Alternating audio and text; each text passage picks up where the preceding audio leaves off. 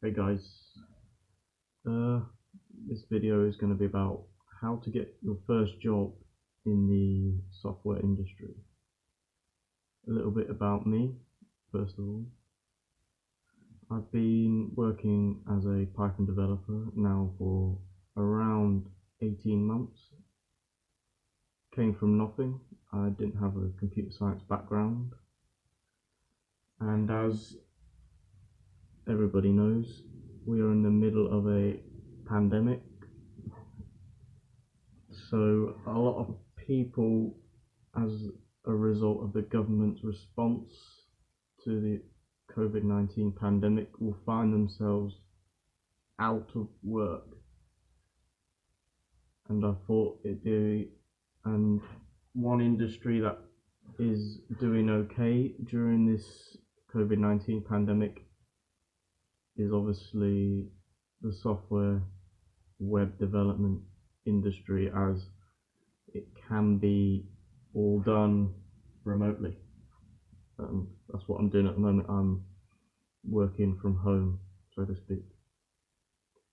So I thought I'd do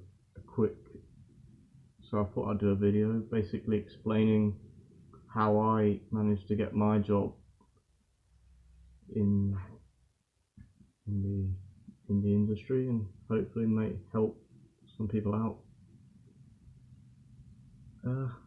Okay, first on my notes, it's what you should know before even typing out the first line of code. If you're unfamiliar at all with how the command line works, either on Mac or Windows PowerShell, then I would do a quick course on how to navigate through the command line.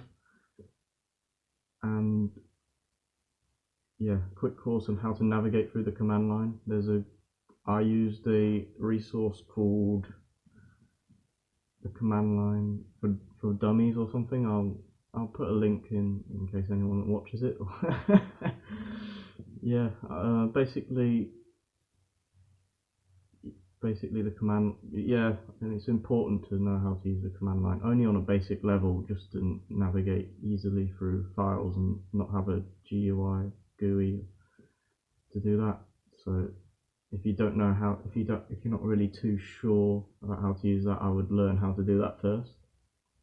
Okay, so now you've done that, you've learned how to use the command line. So obviously the first question, what languages to learn?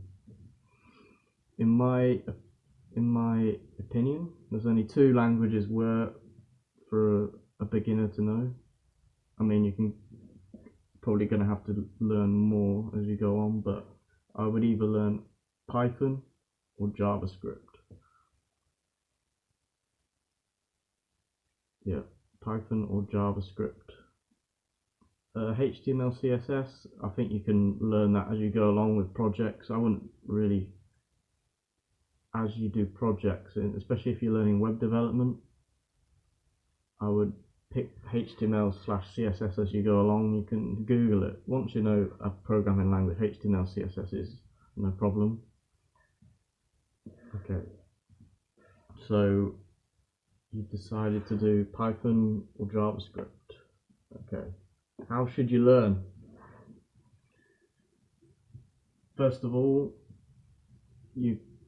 tutorials on the actual sort of programming basis. So there's lots of free resources / paid resources about how to actually program, and by program I mean like logic, data types,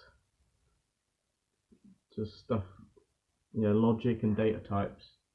For me, I used a resource called Learn Python Programming the Hard Way. This was for Python 2. There's a Python 3 version. I'll link it below. It's a very good resource.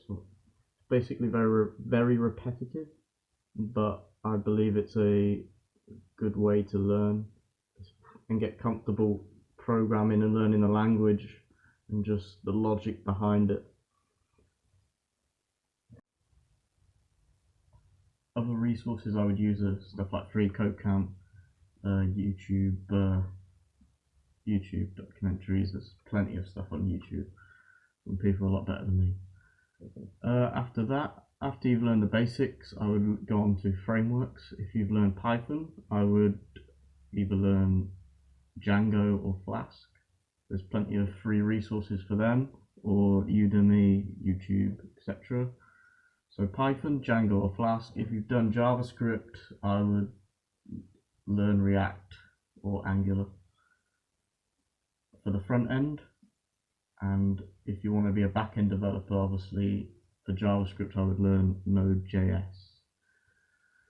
So after doing some sort of tutorials on the framework of your framework of choice, I would then try and do my own projects. And I would try and do my own projects. Yeah, I don't know why I repeat myself, but yeah. Also, as I didn't mention before, once you start doing your own projects, you're going to have to learn something called Git, which is like a version control software, which will allow you to almost save your work, and yeah, which allows you to save your work. And then obviously you've probably heard of GitHub, GitLab, which then you can push your code so people can see your code on the internet, which is good. And it's important when you're looking for a job to have an active GitHub or GitLab profile to show what sort of projects you're doing and the code. For my job, I was told in the interview that they looked at my GitHub profile, and as a result of that I didn't really get asked any sort of technical questions. So it's always a good shout to have a GitHub profile. There's plenty of tutorials on Git. It's pretty simple, really. Okay, so you've learned some stuff. You've got to get a portfolio together. That leads into my next point. So a portfolio, GitHub for your code. So yeah, a simple sort of website. So basically like, hi, this is John Smith, blah blah blah, with basically like front page with all your projects and a little description. That's what I did. I basically had a simple website, said my name, a picture of me, a link to my CV, and basically like you could basically a short description of all the projects I've been doing. I think that really helped. And also with that website, once you've got that up and running in a development environment, basically pushing it to the internet so people can actually see it. So recruiters and hiring managers can actually see your website.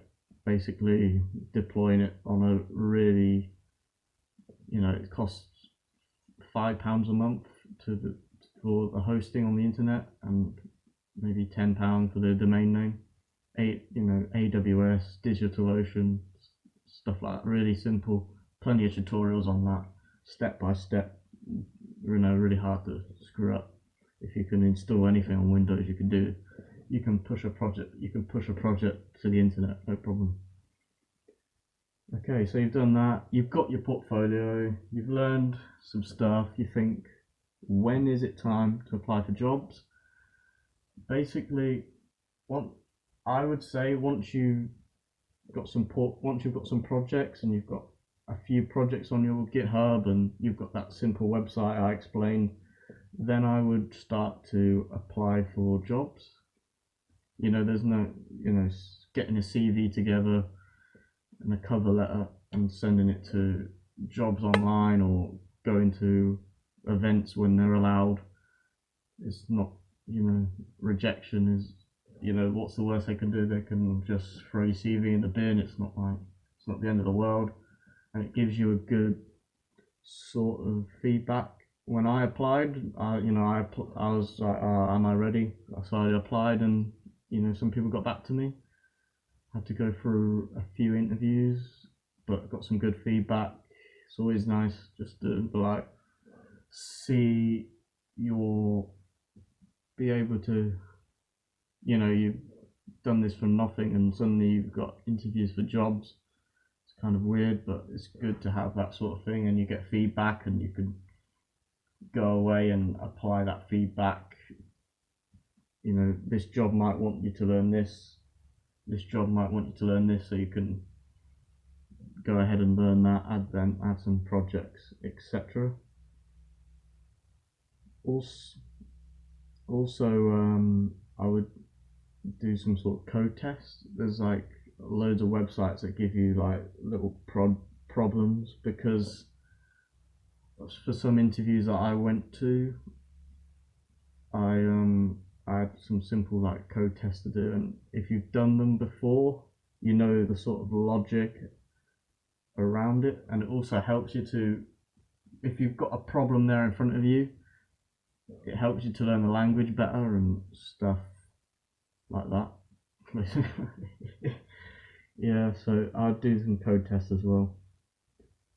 Yeah. Also, if I was to do it in the past, I would go to like events. I mentioned it previously. There's an event in London normally called Silicon Milk Roundabout, I think. Yeah, I would go to them sort of events. It's always better to show up in person than go online. Okay, what have I got on my notes? Okay, that's it. Okay, that was just a really brief overview of basically how to go from zero to hopefully a job. I'll put some bullet points in the description or something, just to say like do this, and this, in case you don't want to hear me ramble every time you want. If anyone ever uses it as a resource, you never know. Yeah, thanks for watching. If you did, leave any comments if you want to, and I'll see you in a bit.